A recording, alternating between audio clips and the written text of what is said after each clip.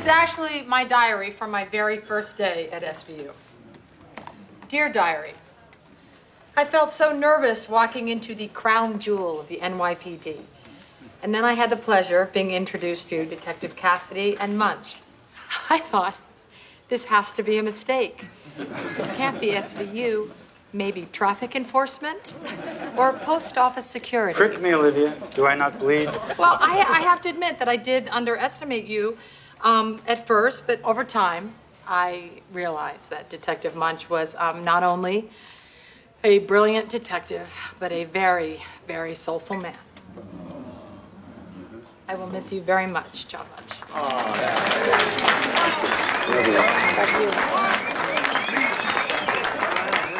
Olivia Benson, ladies and gentlemen, she'll be here all week. We're done here yet because I have a party with some of my more important friends. And I see a couple of my ex-wives are here. They want to have a three-way. Fortunately, it's with my brother David. Story of my life. Nice. Believe me, John, none of us want to be here any more than you do. So before we all leave and go home to our families, we were all hoping that, like a good soldier, you would just fade away. But what I do know is our loss is the DA's loss. Because I just learned that in a couple of weeks, Sergeant Munch is going to begin the third, or is it the fifth act, by becoming a special investigator with the DA's office.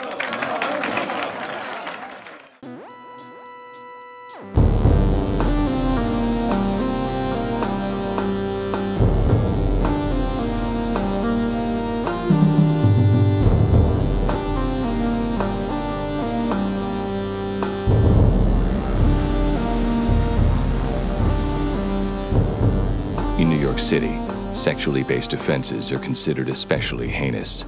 These are their stories.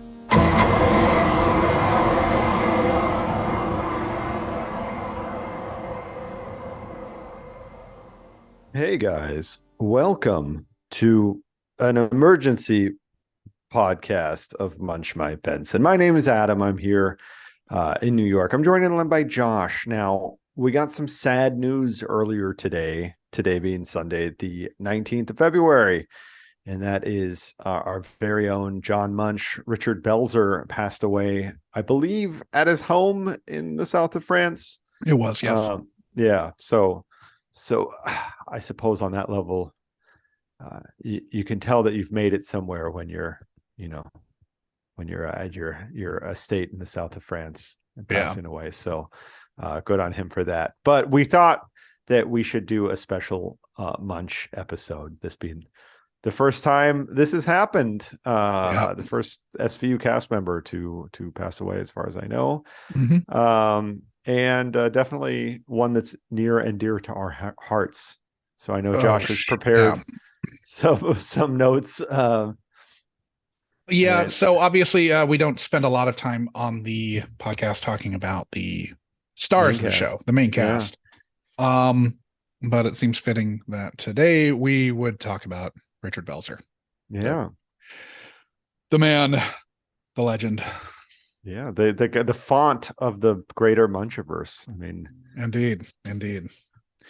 So Richard J. Belzer was born on August 4th, 1944 in Bridgeport, Connecticut, to salesman Charles Belzer and his wife, Frances.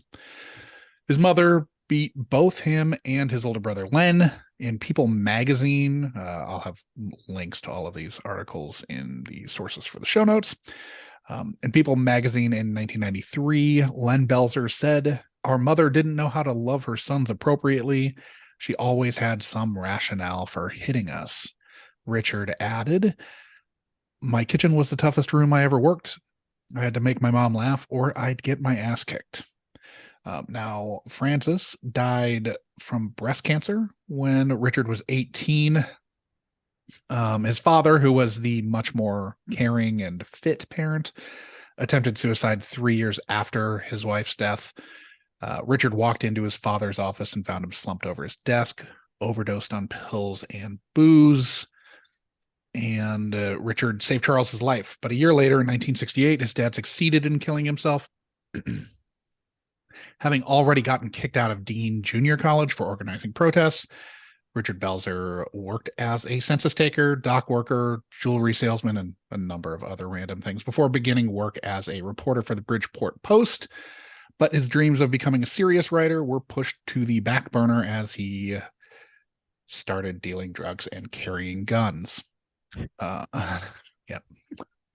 In 1971, as his first marriage to Gail Susan Ross was winding down, and after beginning psychoanalysis, he came to terms with all the tragedy that had befallen him.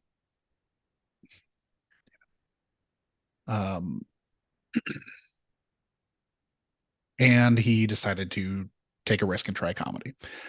He answered an ad in the Village Voice for an audition with the East Village Comedy Troupe Channel 1. They called their show Groove Tube, mocking the television world. Their theater shows elicited a strong enough response to net them a film deal, which became the very adult sketch-filled film, mouthful, Groove Tube, which featured Belzer's film debut along with that of Chevy Chase. Of Groove Tube, the film, Belzer told the AV Club, "We were very high when we wrote it, when we shot it, when we premiered it, and when we realized we'd made a movie." It was truly underground in the sense that before it was a movie, we had a little theater and we showed Groove Tube on 3 monitors in a 90-seat theater. So for people to pay to see television before cable, it was pretty innovative. Groove Tube ended up influencing Saturday Night Live, with Chase's Weekend Update anchor owing a lot to the news anchor segment in Groove Tube. Now, Chase wasn't in that segment of the film, but the signature sign-off line that Chase used on SNL, "Good night and have a pleasant tomorrow," is from Groove Tube. At this time, Belzer also began performing on National Lampoon Radio Hour in 1973, alongside Chevy Chase, John Belushi, Gilda Radner, Bill Murray, and Harold Ramis. During this time, he'd moved in with singer Shelley Ackerman. His divorce was finalized in 71 or 2, 72. And he started doing stand-up at Pips, the Improv, and Catch a Rising Star. When SNL began, he was the warm-up comedian and appeared in a few sketches in the early years. But Belzer insists that Lorne Michaels had told him that he would work Richard Belzer into the cast, only to renege on the promise. That's sort of Lorne Michaels would not comment in when people ran that. So in 93, Lorne Michaels still wouldn't talk about it.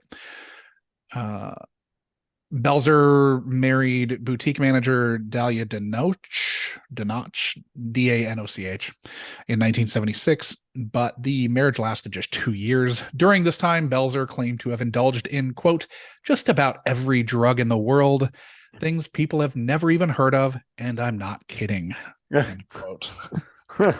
He snorted heroin and cocaine and dropped Quaaludes. At this time, 2 of his close friends were Freddie Prinze and John Belushi, the former committing suicide while fucked up on drugs in 1977, and the latter overdosing in 1982 on an intravenous speedball, despite an avowed aversion to needles the night after he'd been visited by Richard Belzer at his Los Angeles apartment. So Belzer had been with him the night before he died. In 1981, so right before the Belushi suicide, Belzer met Harley McBride, a former Playboy model and actress known for starring in Young Lady Chatterley and Young Lady Chatterley 2. They moved in with one another. Nice. They moved in with one another, and her 2 teenage daughters lived with him also. And this happened shortly after they met. He suffered a bout of testicular cancer in 83 and 84. And then the pair married in 1985.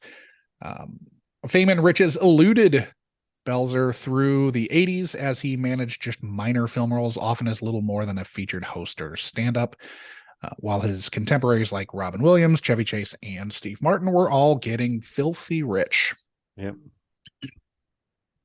Then in 1993, John Munch happened. Yeah.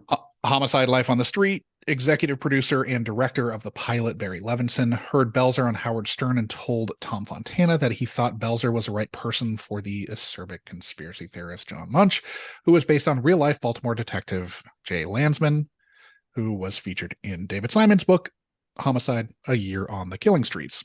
Of Belzer and People, Levinson said, I heard him on the Howard Stern show, and he wasn't just telling jokes. He was smart, and he had an attitude. I wondered if I could take that and put it into the Munch character. A lot of comics who go into acting kind of do it winking at the camera, but Richard's in there doing it as an actor. And in a later Television Academy interview, Levinson added, we were looking at some other actors, and when I heard him, I said, why don't we find out about Richard Belzer? I like the rhythm of the way he talks, and that's how it happened. When the critical darling Homicide was canceled after 7 seasons, Belzer wasn't ready to hang up the character of John Munch, so he reached out to Dick Wolf, having heard that Benjamin Bratt was leaving Law & Order, the original series, and wondered if he might not work as Lenny Briscoe's new partner. They teamed up in a couple of crossover episodes, but Wolf had already cast Jesse L. Martin to replace Bratt. He did, however, like the idea of adding Munch to the cast of characters on the Law & Order sister series that he was developing at the time, Special Victims Unit. Belzer appeared in the main cast of SVU for the first 14 seasons before riding off into the sunset in 2013 with season 15, episode 5, Wonderland story, which will be featured both in the intro and again probably after this bio section. Now that episode featured his going away party. That's the clip that's going to be dropped in, although it's really long, so I'm having to cut it in half. We discussed that episode at length in Munch My Benson episode 80, Keep on Munching Munch. So if you want to hear more about that, that's where that is. All told, Belzer appeared as John Munch in 122 episodes of Homicide, the Homicide TV movie, 1 episode of The X-Files, 4 episodes of the original series, 1 episode of Law & Order Trial by Jury, 1 episode of The Beat, 1 episode of Arrested Development, 1 episode of The Wire, 1 episode of Unbreakable Kimmy Schmidt, 1 30 Rock as John Munch in an SVU within the 30 Rock episode, but the SVU stuff was written for 30 Rock. Like it was interesting. Yeah, they didn't just clip out something. Like they'd filmed part of an SVU. Nice. And then he was also in 326 episodes of SVU. So that's a total of 459 appearances across 10 shows. Damn. In 2014, Belzer's brother Len, the former producer of the radio show The Comedy Hour, leapt from the roof of his Upper West Side apartment building, unable to move past the grief from the death of his wife, Sesame Street director Emily Squires. Richard Belzer settled a $5 million lawsuit for a reported $400,000 in 1990. The lawsuit was with Hulk Hogan, Mr. T, Vince McMahon, and the World Wrestling Federation. This happened after they were all on his short-lived Lifetime talk show Hot Properties to promote WrestleMania 1. Hogan choked out Belzer in a front shin lock. And now, Belzer goaded him on. He apparently. did. He did. But then when you watch Hogan drop Belzer, like Belzer is limp, and and Hogan just like drops him and walks away. And when he dropped him, Belzer hit his head and blood was drawn. Belzer he bragged about this, R.I.P. Belzer used the settlement money as the down payment on his house in Beaulieu-sur-Mer in the southwest of France, where he died on Sunday, February 19th, 2023. Per longtime friend, Letterman scribe, and novelist Bill Sheft, Belzer, quote, had lots of circulatory and respiratory issues, and his last words were, "Fuck you, motherfucker," which is delightful. Yeah, absolutely. I've been kind of like reminiscing about some of my favorite Belzer moments over the years. Of course, if you haven't seen there's a Comedy Central Chevy Chase roast. Oh yeah, that is definitely worth checking out. The big punchline is that Belzer says Chevy Chase didn't have a funny bone in his body unless I was fucking him in the ass. Yep. Yeah, that one's beautiful. So in a turn befitting John Munch, for much of the day on Sunday today, people on Twitter insisted that Richard Belzer had not died and that it was all an internet hoax. I'm sure he'd love that. Belzer is survived by his wife, Harley McBride, his two stepdaughters, Bree and Jessica Benton, and his legacy, which includes his novel, I Am Not a Cop, where a fictionalized version of himself investigates a murder, and the 5 conspiracy theory books he wrote or co-wrote.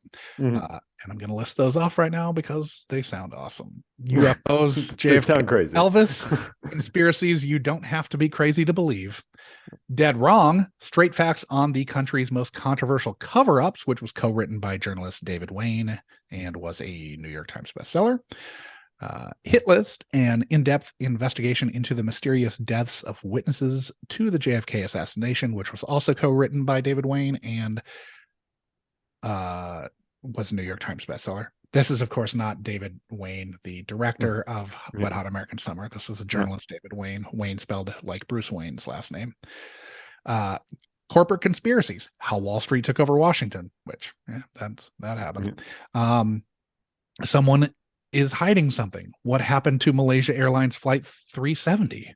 I'm pretty sure we know exactly what happened to it. Co-written by David Wayne and longtime Coast to Coast AM radio talk show host George Noory.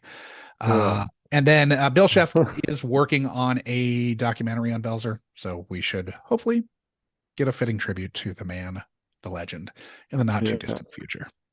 Apparently, he was a regular guest on Alex Jones's talk show as well in later years, so he definitely kind of went down the rabbit hole, I guess. He was always down the rabbit hole. Before we let you go, I want to thank you, partner. Munch taught me a lot. He taught me that Oswald never fired a shot. He taught me he probably never landed on the moon. And that Hoover had a gay hit squad. All true. But I want to say something to you. I love you and I'm going to miss you, man. Oh, thank you. That's what's... And we got something for you. A shadow box. Oh, look. Yeah, that's good. It's your NYPD shield. Wow. And your Baltimore shield. No. We ran his butt out of B-more. Have a seat, gentlemen. Now, what I have to say tonight doesn't come from here. It comes from here. But don't cry for me. Actually, Liv, you can cry. I mean, Liv is the heart of SVU, and Finn is the pancreas. 12 years in, I show Finn a report. A rapist strikes somewhere in America every 2 minutes. Finn says to me, Munch, we got to catch this guy. And when I first saw Amaro, I realized I'm still the best looking guy in the squad. But one good thing about it, it's kind of a blessing. Now in the squad room, we have someone who's even more paranoid than I am. So thank you, Nick. What do you mean? And Cap, I know what you're saying to yourself tonight. Ask not for whom mandatory retirement tolls, it tolls for thee. I've known We this gotta man go. for 15 years. Now? I'll tell you on the way. Ladies and gentlemen, the Mother Teresa of SVU is leaving.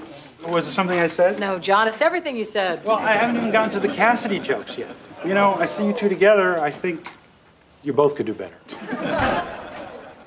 Yeah, it's a real fucking bummer, you know? It is. I mean, obviously, Munch is part of our name, and he's part of kind of everything that we do on this podcast is kind of revolving around the fact that there's this character that's kind of like been in all these different places. And so it allows us to have fun with reading those IMDb pages and doing all this other stuff. And also it's just, he's such a like fun character in definitely in Homicide and SVU, but it's just, it's definitely a tragedy, but you know, I think there's also a fair amount, like, I think if there were a character to whom this podcast would have like a kindred spirit or a spirit animal or whatever the hell, a mascot, it would be Munch. Like, I mean, it kind of has. He's the one that's kind of the zaniest main character. I think. And the weirdest, and I mean, like, you know, we go on weird fucking dives, you know, like we're weirdos. I mean, what character gives us cause to talk about fucking Chappaquiddick? Or it's Munch. It's Munch or phrenology. You know, like how can we? I actually looked to see if I could find a phrenologist. How can we tie in Men at Work to this episode? And it's through phrenology and it's through Munch. So it's he's definitely I agree. He's definitely kind of our spirit animal here. I mean, obviously, you know, Mariska's the star, Elliot was the previous star, but Munch is kind of the crazy deep diving, you know, withered black heart of the show. and of this podcast. But it's I don't know, like I was watching old stand-up clips, and you know he definitely was his own thing, you know, like kind of always, and that he found a fucking niche, and like way after the fact, way after all of his contemporaries had already, like, I mean, Chevy Chase's career was already in the toilet by the time he was exactly his contemporaries were either dead or like had made fools of themselves, had made nothing but trouble, you know.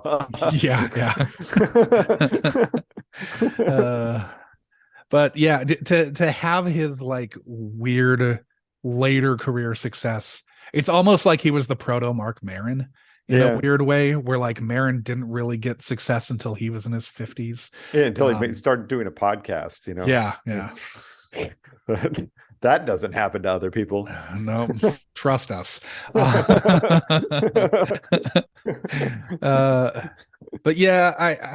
I don't know. I don't know that I have that much more to say other than that, you know. Well, I mean, he's a legend, and I mean, so like, I think it's honestly, like for our podcast, there's always these kind of weird time synchronicities. The episode that just most recently dropped, this is going to drop tomorrow, so there'll be a new one. But the one that dropped last Monday, Stocks and Bondage, was an all-time great Munch episode, indeed, which, among other things, has that delightful courtroom scene. It's the one with the courtroom scene where Munch is describing the Desadi and shit, right? Or am I thinking of a different season 1 episode that we watched recently? You know, where he's talking about autoerotic asphyxiation, I think. But it wasn't in court. There's one where there's just like a random one-off court scene with Munch. That was a different one. That was the other season 1. Yeah, that was the other, like 1/8, I think. Yeah, that's right. Which was also a delightful episode. But Stocks and Bondage was a really fun one. They go to like this one. They go to a kink shop. It's amazing. They go to a kink shop, and you know, it's a fun Cassidy one too. But we just love this guy, and obviously, I think that we both kind of wish, you know, the way rights work in Hollywood means that I think Munch, the character on SVU, got phased out way too early. Exactly. Like didn't get to shine as much as we maybe wished he had because David Simon and company was getting paid. Well, it was David Simon very specifically. It was David. Okay. Because he's based on Jay Landsman, who's a character in the book. Yeah. So Munch was the one character in the series. Well, I guess maybe not the one character in the series, but obviously like he's dating back to the book. Yeah. And so he's dating back to David Simon's work, his reportage. And so he was basically cutting into the bottom line. Yeah, you know, exactly. Which sucks because Munch is fucking awesome. Exactly. And I guess I should probably mention that in the newest episode, the episode that dropped, the real life episode that dropped on Thursday, Finn gave a little breakdown of what Munch is up to, and that's how this episode is going to end. It's going to go out on that clip. Nice. But it sounds like Munch had a nice final act that the character of Munch is still running a bar in Baltimore. But Nice. he went back to Baltimore. Oh, he did open the bar in He Baltimore. rebought the old bar that he'd run. Yeah. Nice. And he married a divorced rabbi. Well, that's delightful. I think that's a good point to say. Keep on munching, guys. That's what we say at the end of every episode. And keep on munching. We mean it. Yeah. Get consent first, though. Yeah. R.I.P.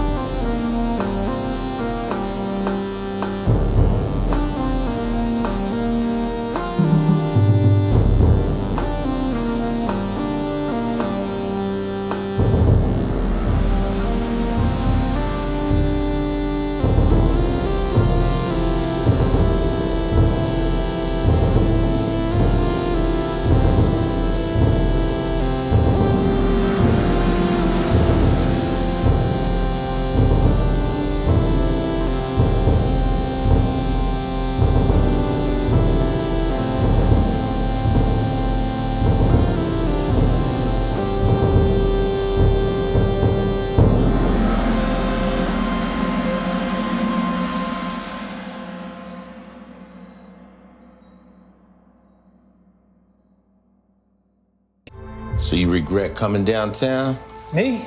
Nah. I got nothing better to do. You're not fooling anybody. I see your armor. Oh, humor, Finn. See, I had a partner years ago, an old homicide detective. He had the same exact defense mechanism. He still around? Oh, he retired. Guess he just ran out of gas. Last I heard, he moved back to Baltimore. Met a divorced female rabbi. A rabbi? Yeah, and he bought back his old cop bar. It's about 1:30 a.m. He's probably cracking a joke to some barfly. That skinny bastard had a punchline for every second of the day. Sounds like you miss him. Not into nostalgia. I mean, that stuff's heavy, brings you down. Well, I'm flattered by the comparison.